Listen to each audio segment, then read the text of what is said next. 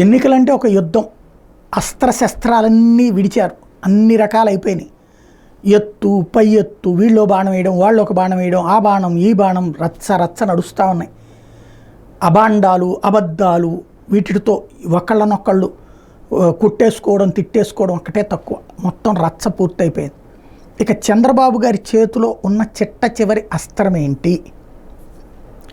జగన్ మీదన చెల్లెళ్ళని పంపించారు, అట్లాగే పవన్ కళ్యాణ్ని పంపించారు, బీజేపీని తన వైపుకి తిప్పుకుని ఎదురేశారు, అట్లాగే ల్యాండ్ టైటిలింగ్ యాక్ట్ లాంటిది పట్టుకొచ్చారు, మీడియా ద్వారా కొట్టారు, అన్ని రకాలుగా కొట్టారు, చితక పొడిచారు, కొళ్ళ పొడిచేశారు, అట్లాగే సంక్షేమ పథకాలు లాంటి ఆఫర్లు ఇచ్చారు.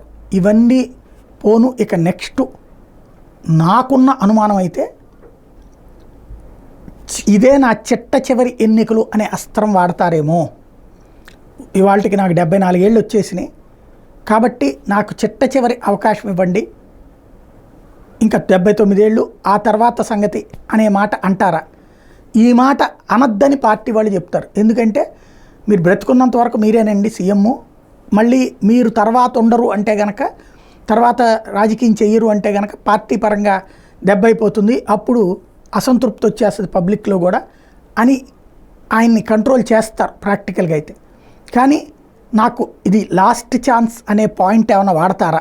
ఈ వయసు పరంగా చూస్తే ఇది లాస్ట్ ఛాన్స్ అవకాశం ఏమని. ఎందుకంటే ఆ మధ్యన స్థానిక ఎన్నికలప్పుడు అడిగారు అట్లాంటిదే, దాదాపుగా అలాంటి సెంటిమెంటే వాడారు, కానీ పనిచేయలేదు. ఇది మెయిన్ ఎలక్షన్స్ కాబట్టి అట్లాంటిది ఏమైనా వాడతారా చూడాలి.